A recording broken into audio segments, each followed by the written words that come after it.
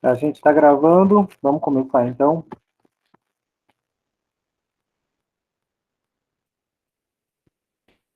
Tá. Primeira coisa que eu quero relembrar a vocês é a importância de alguns receptores de fármacos. Lembrando que os principais receptores de fármacos na célula são proteínas. Tá? Proteínas que estão espalhadas por toda a célula. Proteínas da membrana na célula, proteínas do citoplasma ou até mesmo proteínas nucleares podem ser alvos de fármaco. Então, o meu fármaco, né, minha molécula farmacologicamente ativa, pode se ligar numa proteína de membrana, num canal iônico, pode se ligar numa proteína de citoplasma, uma enzima, pode se ligar numa proteína nuclear, como é o caso de um fator de transcrição. Então, proteínas, tá? Lembra sempre que fármaco é chegado em se ligar a proteínas. E quando ele se liga em uma proteína, ele muda a função dessa proteína e com isso ele muda a bioquímica da célula. É daí que vem o efeito farmacológico. O grande salto de vocês é conseguir entender que esse efeito farmacológico que a gente observa, que a gente experiencia, entender que esse efeito vem lá de uma mudança bioquímica dentro da célula. Então, a dor que a pessoa para de sentir, a coceira alérgica que desaparece, o nariz que descongestiona, o brônquio que dilata, a cólica que cessa, todos esses efeitos farmacológicos que a gente observa, eles estão baseados em uma alteração bioquímica dentro da célula. Então é disso que nós vamos tentar falar agora, das mais relevantes. Eu vou começar apresentando algumas proteínas para vocês, vou começar com essa, que é uma proteína, que é um canal iônico. Esse canal iônico, o que está acontecendo com ele? Ele é um canal iônico, de proteína que é essa? Vocês conseguem identificá-la pelo desenho? Conseguem dar um nome para ela? Primeiro, gente, o que está acontecendo com essa proteína? Ela está funcionando como uma porta de entrada ou de saída para uma substância da célula. Lembrando que aqui é o meio extracelular, aqui é o meio intracelular, aqui eu estou dentro da célula, citoplasma. Aqui eu estou fora da célula. Vamos, vou esperar uma resposta. Não me responde no chat, não, que eu não estou vendo. De entrada. Uma porta de entrada para quê? Você que abriu o áudio aí. Para cálcio. Cálcio. Então, se é porta de entrada, o cálcio está vindo do meio extracelular para o meio intracelular. Concordam comigo que eu posso dizer, então, que os níveis de cálcio estão aumentando dentro da célula? Porque ele está vindo de fora para dentro. Graças a quem? Graças a essa proteína aqui que está funcionando como um canal. E olha como é fácil descobrir o nome dela. Ela é um canal de cálcio. Afinal de contas, ela é uma proteína que funciona como um poro, um portal para o cálcio passar do meio extracelular e entrar na célula. À medida que isso vai acontecendo, ou seja, como essa proteína aqui é um canal iônico ele tem dois estados, gente, aberto e fechado. Fechado, o cálcio continua do lado extracelular. Quando esse canal abre, o cálcio sai do meio extracelular e entra dentro da célula. Aqui as quantidades de cálcio dentro da célula vão se elevar.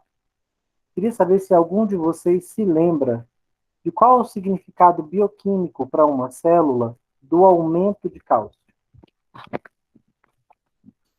Para contratibilidade muscular e secreção de substâncias. Secreção de substâncias. Quem é você, minha filha? Peraí, deixa eu ver. A Gabi. Ah, tá. Olha aqui. Quando eu aumento os níveis de cálcio dentro de uma célula, eu tenho dois significados biológicos que farmacologicamente são muito importantes, mas depende do tipo de célula. Vamos supor que eu estou falando de uma célula que secreta uma substância. Ela pode ser uma célula endócrina, que produz um hormônio, ela pode ser um neurônio que produz um neurotransmissor. O neurônio vai liberar esse neurotransmissor na fenda sináptica. para fazer sinapse. A célula hormonal vai liberar esse hormônio na corrente sanguínea, para ele ser distribuído para o corpo e levar a informação que ele precisa levar. Então vamos pensar o seguinte: célula beta pancreática é uma célula que produz o hormônio insulina. Ela produz e armazena esse hormônio dentro dela, mas ela só consegue liberar insulina na circulação sanguínea na presença de cálcio. Ou seja, para que haja a liberação de insulina no sangue, é preciso que o canal de cálcio da célula beta pancreática esteja aberto ou fechado.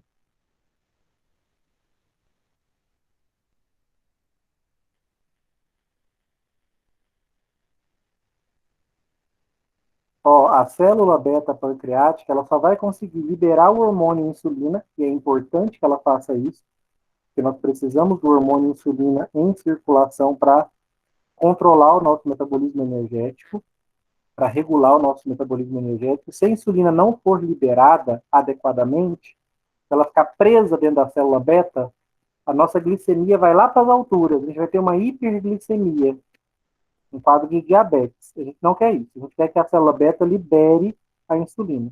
Só que para isso ela vai precisar de cálcio no citoplasma. Por isso a célula beta tem canal de cálcio, gente? Tem.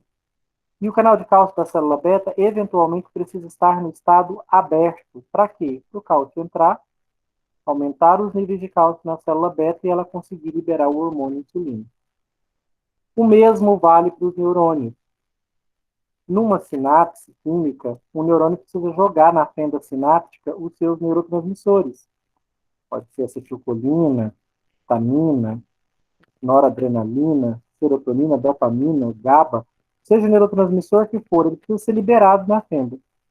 E o neurônio só vai conseguir liberar esse hormônio, esse neurotransmissor que ele produziu, quando os níveis de cálcio na terminação nervosa estiverem aumentados.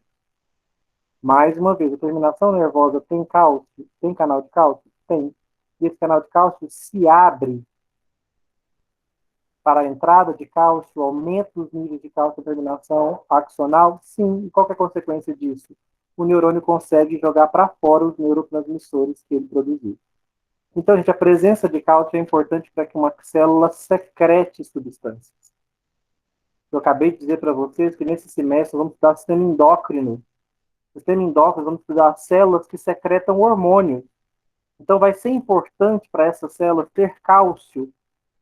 Se eu manipular os níveis de cálcio dentro dessa célula, eu posso conseguir aumentar ou diminuir a liberação de hormônios? Posso. Existem fármacos que fazem isso, que nós vamos estudar? Existem. Então, eu tenho que entender o seguinte: se o meu fármaco conseguir aumentar cálcio numa célula endócrina, ela vai liberar esse hormônio. Se o meu cálcio bloquear a entrada de cálcio na célula, ele vai dificultar a liberação do hormônio. Ah, professor, mas o que eu quero farmacologicamente? Dificultar ou aumentar a liberação do hormônio? Depende da doença. Se a doença for provocada por um excesso de hormônio, eu posso querer dificultar a sua liberação. É o caso do hipertireoidismo. Se a doença for provocada por uma falta de hormônio, eu posso querer aumentar a sua liberação. É o caso do hipotireoidismo. Existem fármacos que... Como é que vocês pensariam, gente, um medicamento, um fármaco, o que ele poderia fazer para aumentar ou para diminuir os níveis de cálcio dentro de uma célula secretora? Qual o mecanismo que ele poderia explorar? Ou para aumentar ou para diminuir? Onde que ele teria que se ligar para interferir nos níveis de cálcio dentro da célula? No canal transportador do íon. No canal de cálcio, né? Fazendo o que com o canal de cálcio? Ué, meu fármaco pode fechar ele, se meu interesse for diminuir os níveis de cálcio dentro da célula. Ou meu fármaco pode abrir o canal de cálcio, se meu interesse for aumentar os níveis de cálcio dentro da célula.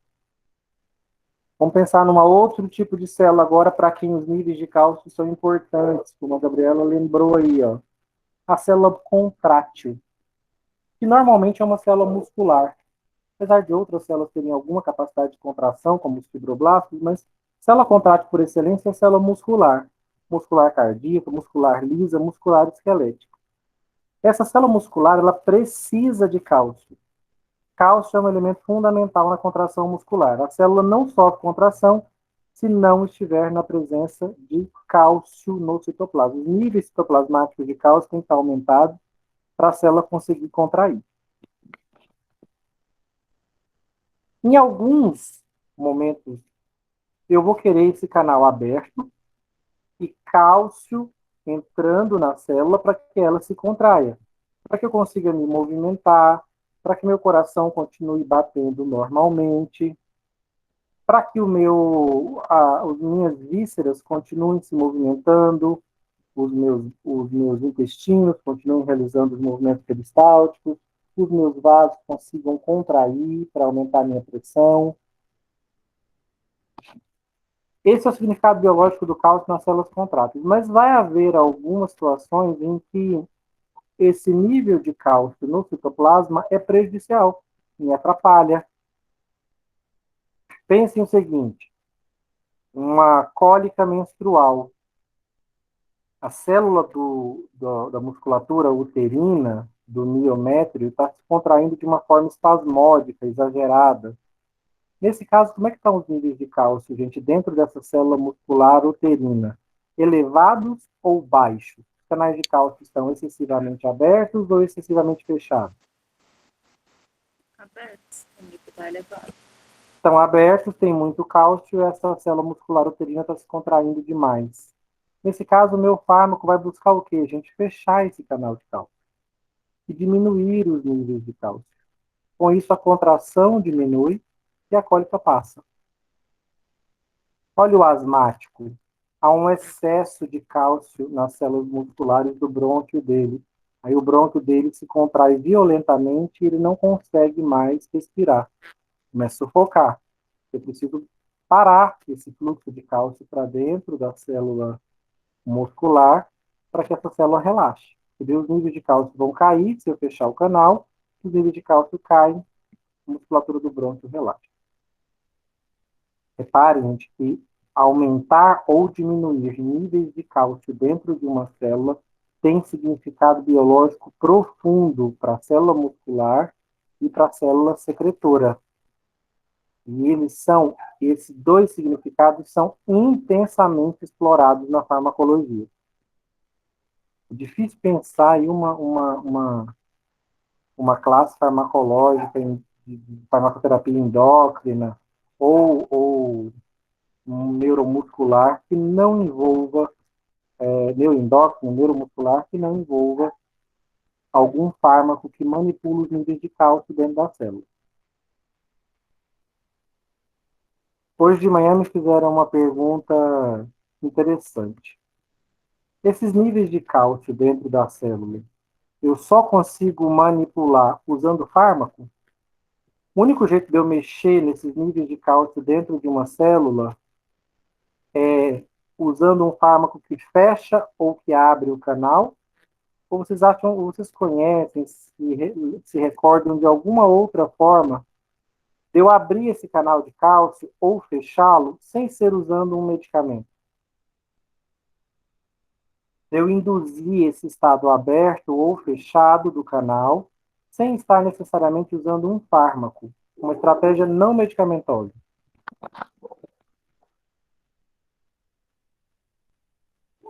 Eu acho que tem como manipular isso sem fazer uso de fármaco, né? Que nem na cólica, não necessariamente a gente precisa tomar um medicamento para que ela cesse. Não necessariamente vai precisar. O próprio corpo, ao detectar níveis excessivos de cálcio e uma contração exagerada, o próprio corpo pode providenciar bioquimicamente o fechamento dos canais. Mas o que eu estou querendo dizer para vocês, a situação que eu queria que vocês talvez conseguissem lembrar, pensa num coração que está em bradicardia, entrando em parada cardíaca. Como é que estão os níveis de cálcio e os canais de cálcio, gente? Excessivamente abertos e fechados, ou fechados? Como é que estão os níveis de cálcio nesse coração que está parando? Elevados ou baixos? Lembrando que o coração é músculo cardíaco. Nível de cálcio, alto ou baixo? Alto. No coração que está parando, os níveis de cálcio estão altos? Estão baixos. Baixos. Porque o coração está parando, está faltando cálcio. Ele precisa de cálcio para contrair. O canal de cálcio está aberto ou está fechado, predominantemente? Fechado. Fechado. O que eu faço, gente, num coração que está parando, Professor, para abrir esse canal sem usar um medicamento? Oi? essa é a função da furosemida, da amiodarona? Agir nessa insuficiência cardíaca? Da furosemida, não, porque ela é um diurético. Ela vai aumentar a perda de água e de alguns eletrólitos nos rins. É função da amiodarona. Ela também vai estar envolvida com canais de cálcio no coração, mas não. Nós vamos falar dos mecanismos de cada um desses fármacos separadamente. Mas tem uma classe que não é da amiodarona, que lida especificamente com os canais de cálcio. Aí eu estou falando de verapamil, de tiazem, amlodipino, nifedipino, esses outros fármacos. Esses lidam diretamente com o canal de cálcio. Pregabalina também faz isso, gabapentina, mas são outros fármacos que também interferem em canais de cálcio específicos. Gente, nesse exemplo do coração que eu estava citando para vocês, esses canais de cálcio, existem canais de cálcio, especialmente no coração, que respondem à eletricidade, à voltagem. Inclusive, até está no nome do canal, é canal de cálcio dependente de voltagem. Então, nesses casos, você dá um choque, literalmente, né? Uma desfibrilação. Isso vai promover a abertura dos canais de cálcio entra na célula muscular cardíaca e o aumento dos níveis de cálcio faz com que esse coração volte a bater. Então, o mecanismo bioquímico por trás da desfibrilação é que esse choque elétrico ajuda na abertura de canais de cálcio, abertura forçada, provocada por voltagem. Para que esse canal se abra, cálcio entra, os níveis de cálcio aumentam, esse coração, essa célula muscular cardíaca volta a se contrair, o coração volta a bater. Por isso, gente, a entrada de cálcio numa célula é normalmente um estímulo excitatório, tá? Estímulo não, uma alteração bioquímica excitatória. Então, quando vocês pensarem que os níveis de cálcio estão aumentando, a célula está ficando estimulada a se contrair, se for contrátil, a liberar substâncias, se for secretora. Então, o aumento dos níveis de cálcio é excitatório. Em contrapartida, né, a queda dos níveis de cálcio numa célula é inibitória. A célula muscular relaxa, a célula secretora para de secretar suas substâncias de interesse. Tudo bem aqui com o cálcio? Professor, Oi?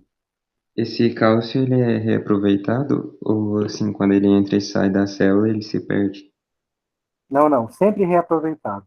A gente vai perder o excesso de cálcio que eventualmente exista no corpo, na urina. E o nosso corpo troca cálcio o tempo todo com os ossos, que é o nosso principal depósito de cálcio. Mas não se perde, não. A calcemia é finamente regulada no sangue. Se tiver demais, um pouco pode ser depositado nos ossos, aumentando a densidade óssea, o restante pode ser eliminado na urina. Se houver cálcio de menos, aí a gente diminui a perda de cálcio na urina e começa a extrair cálcio dos ossos, diminuindo a densidade óssea. A gente tem hormônios para fazer isso, para regular a calcemia, a calcitonina e o paratormônio. Respondido? Não perde, não. Viu? A célula consegue armazenar cálcio, se ela precisar também. A célula muscular, que faz muito uso de cálcio, a muscular esquelética, ela guarda cálcio dentro do retículo. O retículo endoplasmático rugoso dela é um reservatório de cálcio, porque a célula muscular esquelética precisa de cálcio o tempo todo para se contrair, então ela guarda no retículo. A cardíaca também faz isso. Então, esse cálcio que entra vai ser guardado lá no retículo. Beleza. O segundo, a proteína que eu queria mostrar para vocês é essa transportadora aqui, ó. Por que ela é uma proteína transportadora e é importante conhecê-la? Os transportadores são proteínas de membrana que fazem isso aqui, ó. Eles pegam uma substância Y de dentro da célula e jogam para fora, pegam uma substância X de fora da célula e jogam para dentro. Então, o transportador, normalmente, ele faz uma troca de substâncias, ou ele induz essa troca a acontecer. Então, vamos pensar que X fosse glicose. Ó. Glicose, no meio extracelular, vinda do sangue. Ela atravessa por dentro de um transportador e entra na célula.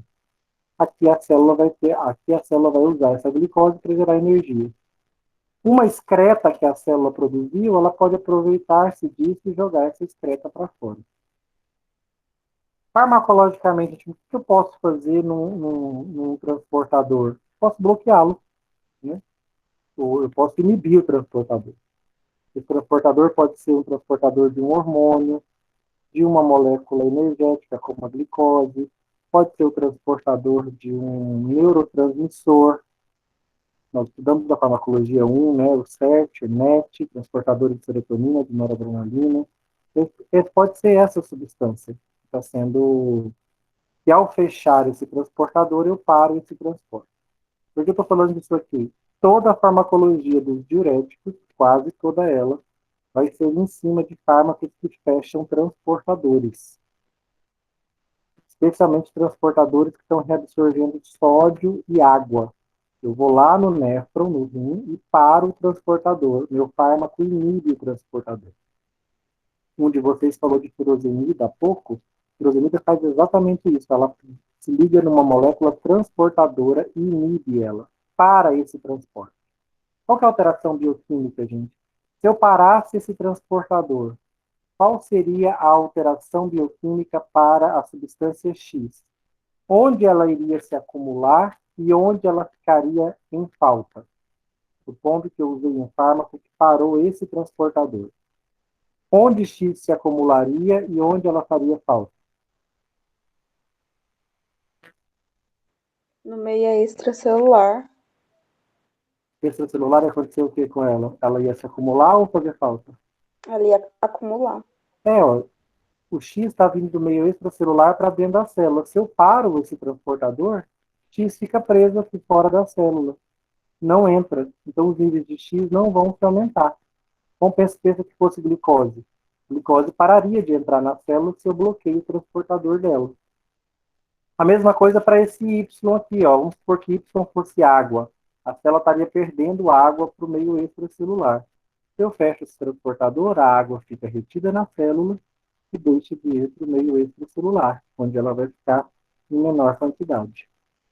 Ok? Então, transportadores normalmente são inibidos por medicamentos. E essa inibição tem significado biológico.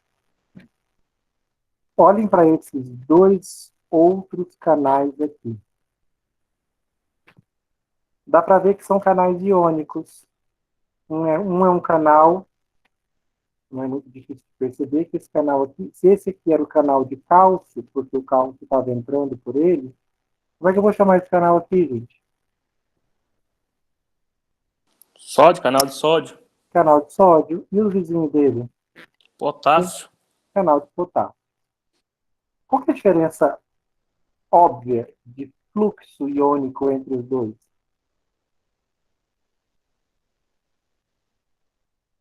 A professora, a diferença óbvia é que um é um canal que está passando sódio, o outro é o canal que está passando potássio.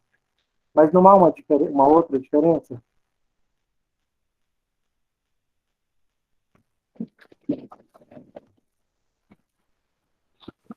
O sódio está entrando na célula e o potássio está saindo. O sódio está entrando na célula, quando o canal de sódio está aberto, o sódio vem do meio extracelular para dentro da célula. E quando o canal de potássio está aberto, o potássio sai de dentro da célula para fora da célula. Esse talvez seja dois processos biofísicos, né? Uma simples abertura de canal com repercussão mais profunda na fisiologia da célula. Vamos aprender agora que esse canal aberto, permitindo a entrada de sódio, é um poderoso estímulo para a célula. Enquanto que esse canal aberto, deixando sair potássio, é poderosamente inibitório para a célula. Então, vamos lá.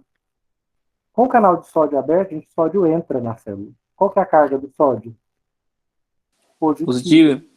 Essa entrada de sódio na célula, deixando o citoplasma positivo, gera um evento bioquímico que a gente batizou de despolarização, que é totalmente excitatório. A despolarização torna as células excitáveis capazes de transmitir uma informação, gerar um impulso elétrico. Então, um estímulo excitatório. Sempre que vocês falarem, pensarem em canal de sódio aberto, a célula está excitada, estimulada, despolarizada. O oposto acontece com o canal de potássio, que quando ele se abre, o potássio sai da célula. Como o potássio tem carga positiva, quando ele sai, ele deixa o interior da célula mais negativo. Esse processo a gente batizou de polarização, ou se ele acontecer de forma exagerada, hiperpolarização. E é uma resposta inibitória da célula para compensar a despolarização. O nosso corpo trabalha muito com essas compensações, tá? Abrir, entrou sódio, despolarizou, não pense que a sua célula vai ficar positiva para sempre, não. Logo em seguida, abre um canal de potássio, o potássio sai e ela fica negativa de novo. O corpo humano trabalha com essas compensações aqui, ó, em nível de biologia molecular, e trabalha com isso até em nível sistêmico. A mulher que apresenta euforia no parto, tem aquela sensação de alegria intensa, ela é forte candidata a ter depressão no pós-parto. Um rebote. Ela foi lá na euforia, depois ela sente o processo depressivo. Então, assim como o nosso corpo responde nesses feedbacks no nível sistêmico, ele faz isso até no molecular. A célula, isso aqui é euforia para a célula, ó. Abertura de canal de sódio, ela fica totalmente estimulada a produzir, metabolicamente ativada, pronta para secretar substâncias. Aqui não. Aqui ela vai ficar inibida. Ao liberar esse potássio, o estímulo para dentro da célula é inibitório. A gente diz que ela ficou polarizada ou hiperpolarizada. É Professor, um excesso de inibição para a célula. Oi. quando uma pessoa entra em depressão, significa que ela está excretando muito potássio? Significa que não, a gente não tem uma teoria completa da depressão, não.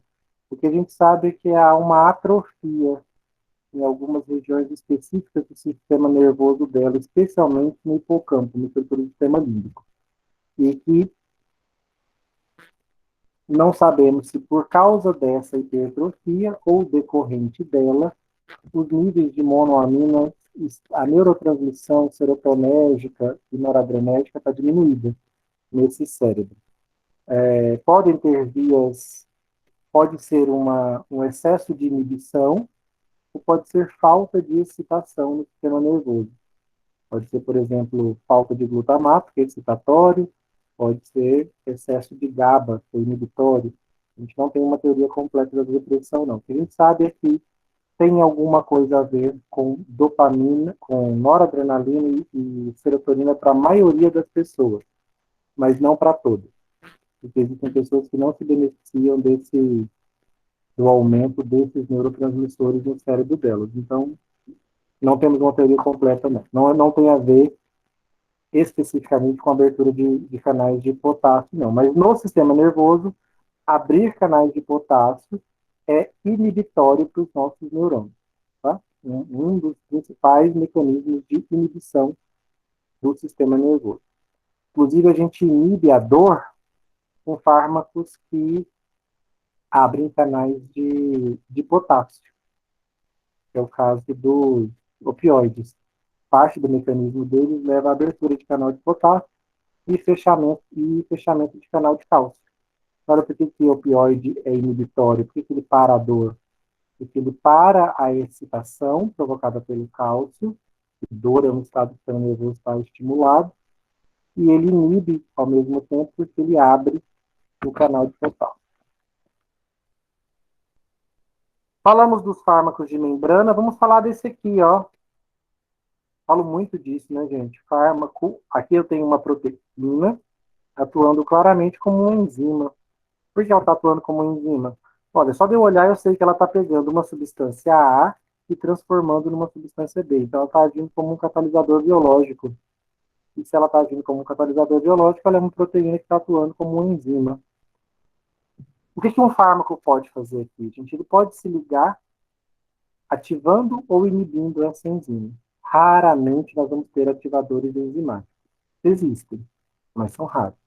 Normalmente nós temos inibidores de enzima. Vamos pensar que o problema de saúde do nosso paciente é por conta de falta desse produto B. Está faltando isso aqui para o indivíduo. Vamos supor que esse produto B aqui que a célula está produzindo é um hormônio, é, por exemplo, insulina. Está faltando isso aqui para a célula, insulina. E o meu fármaco, ele tem que ativar essa enzima ou inibi-la para tratar essa doença?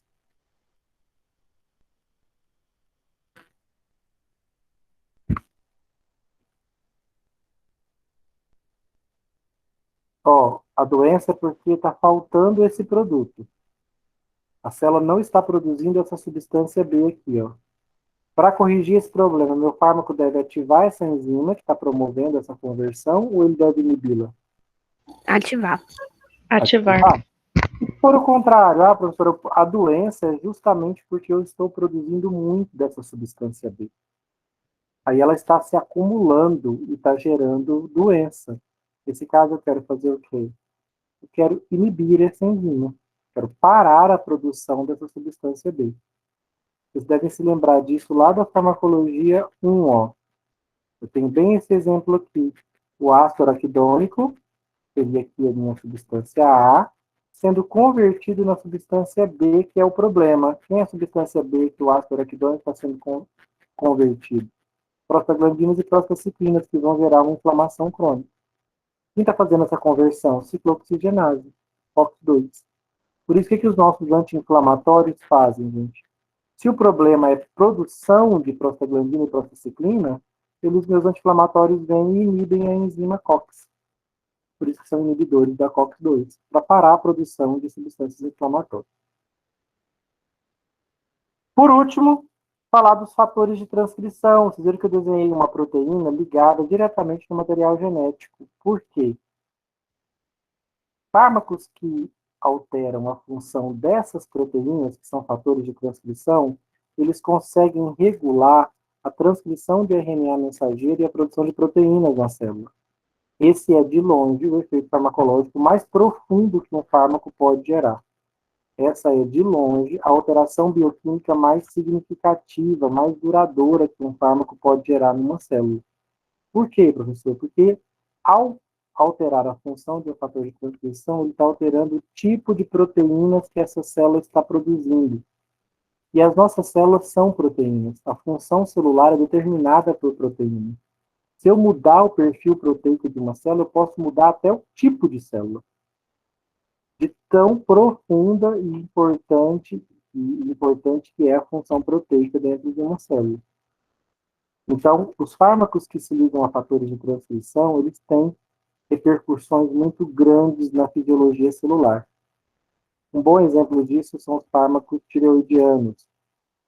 A levotiroxina sódica, vocês devem conhecer como Puran T4, medicamento famoso para tratar o hipotireoidismo. Quando alguém toma Puran T4, está tomando levotiroxina sódica. Ela atravessa a membrana, atravessa o citoplasma das células e se liga em uma proteína do núcleo, que é um fator de transcrição. O que a levotiroxina vai fazer quando ela se liga nesse fator de transcrição? Ela vai promover, ela vai estimular a célula a aumentar o número de mitocôndrias no citoplasma.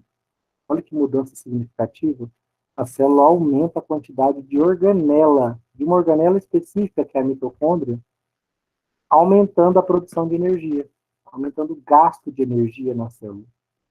Então, reparem que essa é uma mudança significativa e duradoura. Afinal de contas, o fármaco induziu a célula a aumentar o número de mitocôndrias que ela tem no seu citoplasma. E com isso ela vai passar a produzir mais energia. Entendido, gente? esses conceitos gerais aqui de alguns receptores de fármacos que nós vamos precisar que essas ideias estejam na cabeça de vocês para os nossos muitos módulos que vêm aí pela frente. Dúvidas?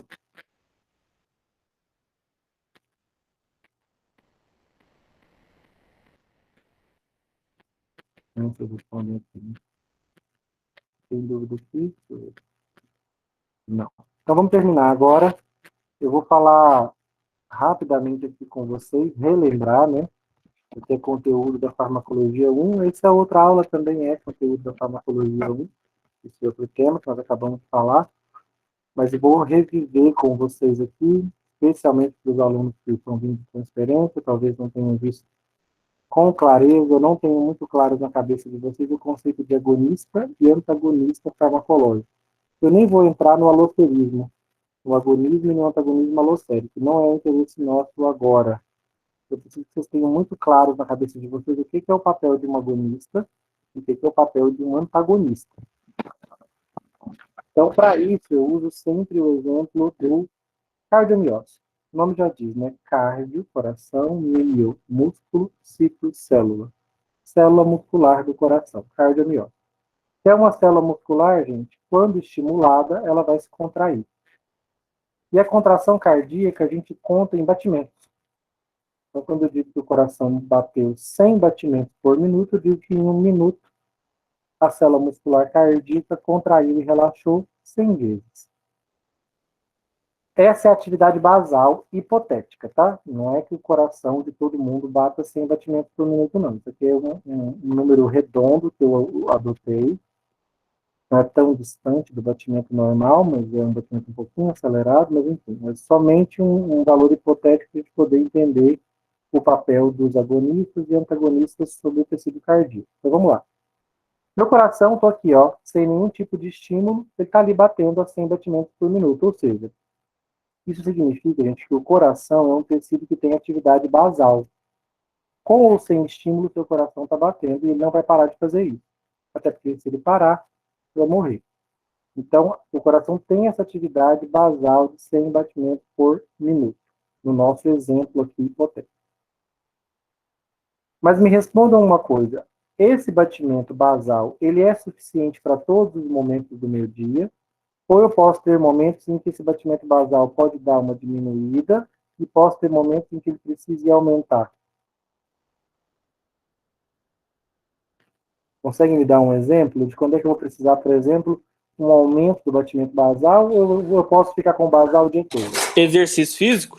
Atividade física, né? Posso dobrar isso aqui quase. Posso ir lá para 180 batimentos, como aqui no nosso exemplo. E durante o sono, eu estou completamente relaxado, eu posso, talvez até ter um batimento menor, né? Posso bater 60 batimentos por minuto.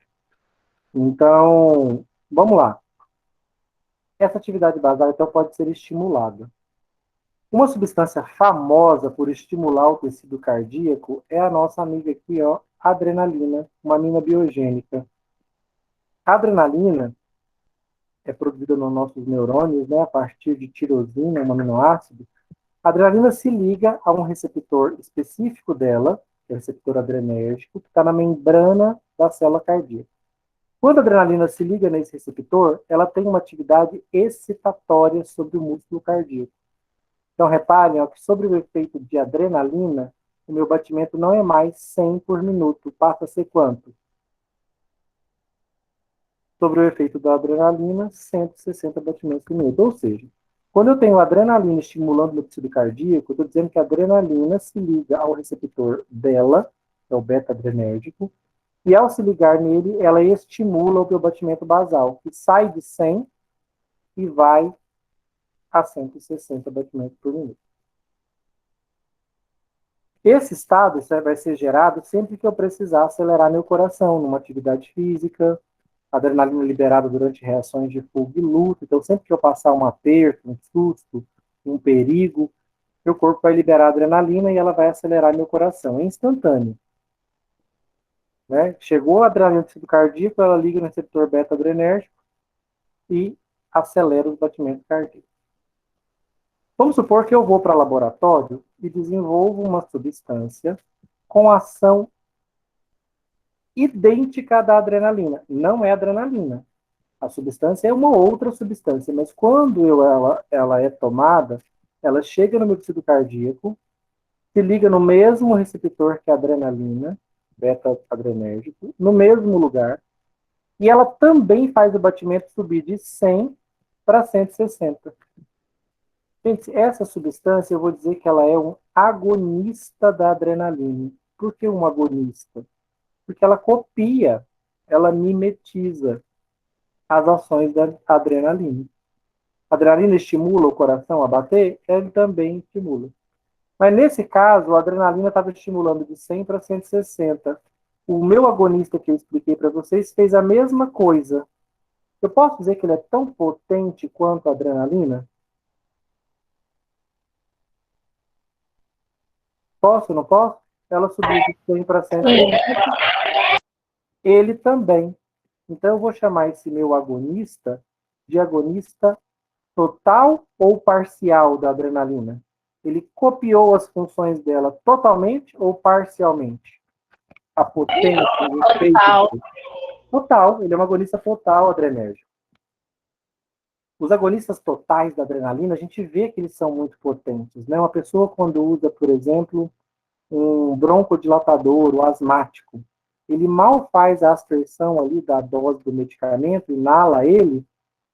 Se você olhar para a camisa da pessoa, você nota a camisa balançando, sem nenhum exagero. Tamanha a aceleração cardíaca.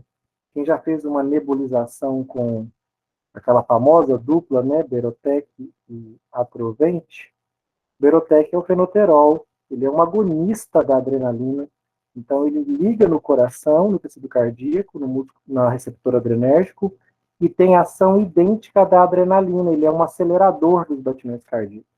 E você nota isso claramente ao fazer uma nebulização com ele. Mas existem agonistas que não conseguem reproduzir a mesma intensidade da adrenalina, mas eles também aceleram o coração. Então, vamos supor uma substância que é agonista da adrenalina, mas ele não consegue fazer o coração sair de 100 para 160. Ele consegue fazer sair de 100 para 140 apenas. Ele é tão potente quanto a adrenalina, gente? O agonismo dele é total ou é parcial? Parcial. O agonismo agora é parcial. Ele estimula o coração, assim como a adrenalina? Tudo bem. Por isso ele merece o termo agonista. Mas ele é tão potente quanto a adrenalina? Não. Então por isso ele é um agonista apenas parcial. Na farmacologia, eu vou falar para vocês agora para frente, eu vou dizer, olha, tal substância é um agonista adrenérgico, ou seja, é um agonista total da adrenalina, um agonista total adrenérgico, ou agonista pleno adrenérgico. Não vou ficar explicando o que isso significa. Eu tenho que saber, opa, se ele é agonista total da adrenalina, ele tem o mesmo efeito que a adrenalina nesse tecido. Se aqui a adrenalina está estimulando o batimento cardíaco, o meu agonista pleno dela também vai estimular. E como que eu chamo, gente? E existem substâncias que fazem o oposto, que bloqueiam a função da adrenalina? Eu preciso dessas substâncias ou eu vou querer apenas agonistas de adrenalina? Se você pensar na parada cardíaca apenas, você vai falar, professor, eu só quero agonistas de adrenalina, porque aí eles vão se ligar e vão ajudar o coração a voltar a bater. Mas o coração não tem só esse problema de parada. Ele também tem o problema de taquicardia, um coração muito acelerado. Nesse caso, de um coração muito acelerado, vocês achariam sensato usar um agonista de adrenalina, parcial ou total? Qual seria o resultado de usar na pessoa com taquicardia um agonista parcial ou total de adrenalina? Ele ia estimular mais ainda o coração. Exato, ia deixar essa taquicardia ainda mais exagerada, né, colocando a vida do paciente em risco. Nesses casos, eu preciso de um antagonista da adrenalina, uma molécula que, uma vez ligada no receptor adrenérgico, bloqueia as ações tanto da adrenalina quanto de quem? Dos seus agonistas, porque todos se ligam no mesmo lugar e dois corpos não ocupam o mesmo lugar no espaço. Então, se o antagonista estiver ligado, Nem a adrenalina, nem seus antagonistas, nem seus agonistas conseguem se ligar. Quem é esse antagonista, então? É uma molécula que bloqueia os efeitos da adrenalina e de seus agonistas. O que a adrenalina e seus agonistas faziam? Aceleravam os batimentos basais. O que o agonista faz, gente? O antagonista, o que ele faz? Ele diminui o batimento cardíaco. Muito cuidado com isso. Era essa a resposta que eu esperava. Ele não diminui o batimento cardíaco. Esse é um dos melhores peguinhos em provas de concurso que cobram farmacologia. Cuidado. Quando eu uso um antagonista, eu quero manter o meu coração batendo a 100 batimentos por minuto, como ele estava, e impedir que ele acelere por estímulo da adrenalina ou de seus agonistas. Eu não quero que ele entre em taquicardia. Mas o uso do meu antagonista, gente, abaixa o meu batimento basal? Ele para o meu coração? Ou ele apenas mantém o meu coração em batimento basal, impedindo a estimulação? Ele vai só controlar e evitar estimular. Ele só não deixa estimular e mantém onde? No basal. Olha aqui a curva do antagonista, ó, semelhante à da atividade basal. A curva do antagonista não está fazendo isso aqui, ó. Ela não está diminuindo o meu batimento basal para 50, por exemplo. A curva do meu antagonista é a mesma da minha atividade basal. Ele está segurando o meu coração, batendo o que ele bate normalmente, impedindo que a adrenalina e os seus agonistas acelerem esse batimento para 140, 160, 180 batimentos por minuto. Muito cuidado, gente, porque existem moléculas farmacológicas que conseguem reduzir a atividade basal de um tecido, de uma célula.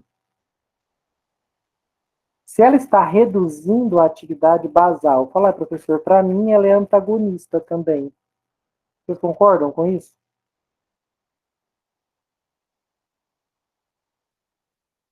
Pensem numa substância que, de fato, se eu usasse aqui, diminuiria a atividade basal. O coração começaria a bater, por exemplo, 50 batimentos por minuto. Essa substância seria um antagonista também na cabeça de vocês?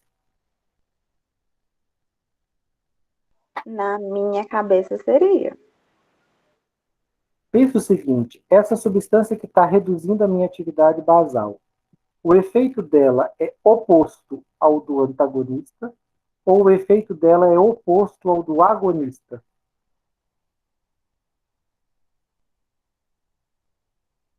O agonista? Do agonista, porque o agonista está pegando em 100 e levando para 160, está aumentando.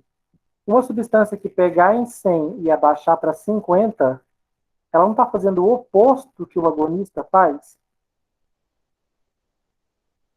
Sim. E por isso, gente, essas substâncias não são comuns na farmacologia, tá? Mas existem. Sabe como elas são chamadas? Agonista inverso. Olha que nomenclatura boa, porque ela é o oposto, ela faz o oposto do que um agonista clássico faz. Um agonista clássico aumenta a atividade basal. Um agonista inverso diminui. Então ele tem efeito oposto ao de um agonista. Enquanto que o antagonista apenas mantém a atividade basal. Nem deixa acelerar, nem reduz a atividade basal. Pouca gente sabe isso, viu, gente? Pouca gente sabe isso. Muita gente se enrola feio por perguntada o que é um agonista inverso. Ele não sabe explicar que um agonista inverso reduz a atividade basal de um tecido. Por isso que ele tem esse nome. Porque o efeito dele é o oposto ao do agonista clássico, que aumenta a atividade basal. Dúvidas, gente, sobre essas ideias básicas de agonismo e antagonismo? Sim.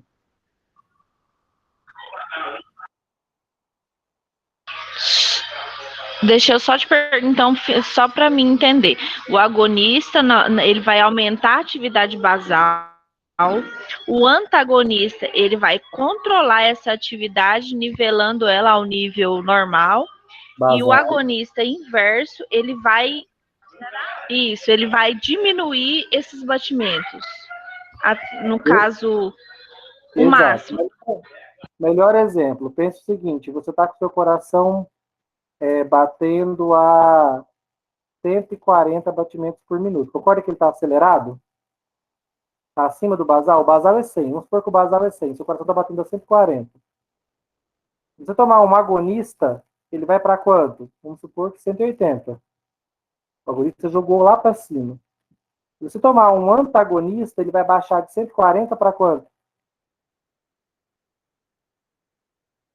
Para 100. Para 100. E se você tomar um agonista inverso?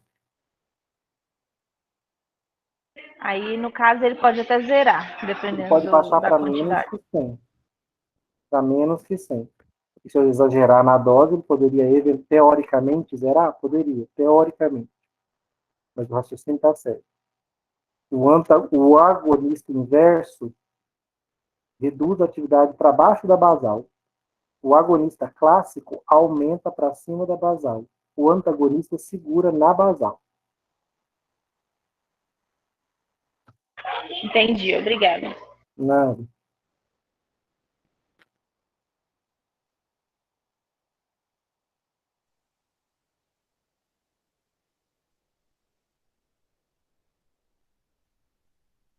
Mais alguma dúvida, gente? Professor, eu tenho uma dúvida, mas é sobre o medicamento que o senhor comentou, porque o fenoterol, se ele causa taquicardia, né, e ele é um agonista da adrenalina, qual que é a relação desse efeito com a broncodilatação? É porque a adrenalina, ela é uma aceleradora dessas duas funções biológicas vitais. Ela acelera o coração e ela também acelera a respiração. Como é que ela acelera a respiração? No coração, ela acelera fazendo ele bater mais depressa. Como é que ela melhora a respiração? Ela gera broncodilatação, ela abre os nossos brônquios. Então, o fluxo de ar até os alvéolos fica maior, mais fácil, a gente respira melhor. Então, a gente precisa liberar adrenalina na atividade física, por exemplo, a gente precisa que o coração bata mais depressa, nós precisamos respirar melhor para oxigenar os músculos durante a atividade física. Então, o fenoterol lá no pulmão, ele está provocando broncodilatação. O efeito do fenoterol lá do Berotec aqui no coração é reação adversa. Você entende isso? É reação adversa. Não queria. Quando eu uso num asmático, eu queria uma substância que só broncodilatasse. Não queria efeito nenhum no coração, muito pelo contrário. Essa aceleração cardíaca é indesejada, é uma reação adversa e é bastante perigosa, tá? Inclusive, morreram muitas crianças asmáticas no passado porque nós não tínhamos agonistas parciais da adrenalina. Qual substância que se usava no passado para tratar a asma, né? A falta de ar provocada pela asma? Usava-se a própria adrenalina.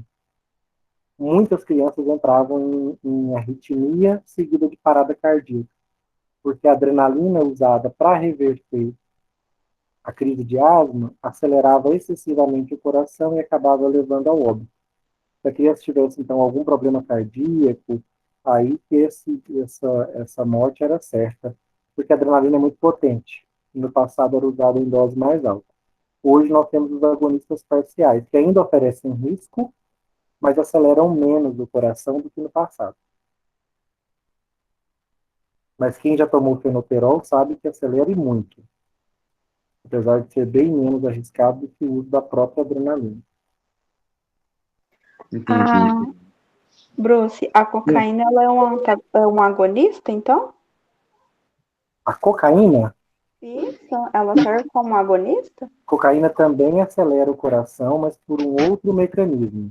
Não é um agonista da adrenalina, não. Para ser agonista da adrenalina, tem que se ligar também no receptor beta-adrenérgico. Mas é agonista. Para ser agonista, tem que se ligar no receptor beta-adrenérgico.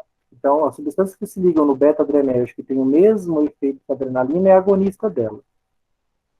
As que aceleram o coração por outros mecanismos, eu até posso chamar de agonistas da adrenalina, mas eu vou chamar de agonista fisiológico, porque a resposta fisiológica é a mesma. Mas eu não posso chamar de agonista farmacológico, porque o receptor é diferente. acelera o coração se ligando em outro receptor, que não é o beta-adrenérgico. Então, eu não posso chamá-la de agonista farmacológico da adrenalina.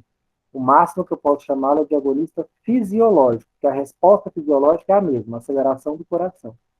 Ah, tá. Então, existe vários tipos de agonistas, né? Agonistas e antagonistas. Depende da substância com que ele, vamos supor, tá copiando ou tá deixando de tá Você vai memorizar assim, copia a função da minha molécula biológica, é agonista. Bloqueia a função dela, é antagonista. Ah, mas quando é que é agonista farmacológico ou antagonista farmacológico? Quando eles estão competindo pelo mesmo receptor. E ó, tá vendo que tá todo mundo brigando para se ligar em quem? No receptor beta-adrenérgico. Quando as substâncias estão tendo o mesmo efeito, mas se ligando em receptores diferentes, eu não posso mais falar em agonismo farmacológico. Eu vou te dar um exemplo aqui. Quando você toma álcool, o álcool tem um efeito sedativo no seu cérebro, porque ele se liga num determinado receptor chamado GABA-A. Quando você usa maconha, a maconha também tem um efeito sedativo sobre o seu cérebro, porque os canabinoides se ligam num outro receptor chamado canabinoide, CD1 e CD2. Quando você usa um antialérgico, você também tem um efeito sedativo, porque ele se liga num terceiro receptor, que é o receptor de histamina H1. Tá vendo que eu tenho 3 receptores diferentes, mas seja usando maconha, seja usando álcool, seja usando o antialérgico, eu vou sentir efeito sedativo, calma e sonolência. Tá vendo que o efeito deles é o mesmo? Mas a mecanística é totalmente diferente. Cada um usou uma via diferente, um receptor diferente. Eu não posso falar de jeito nenhum, Eduardo, que maconha, antialérgico e álcool são agonistas farmacológicos. Não são.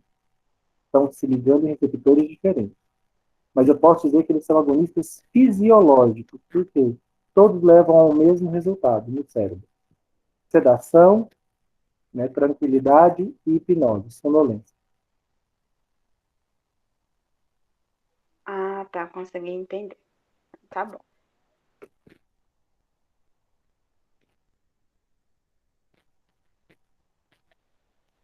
Gente, então, é isso por hoje? Mais dúvidas?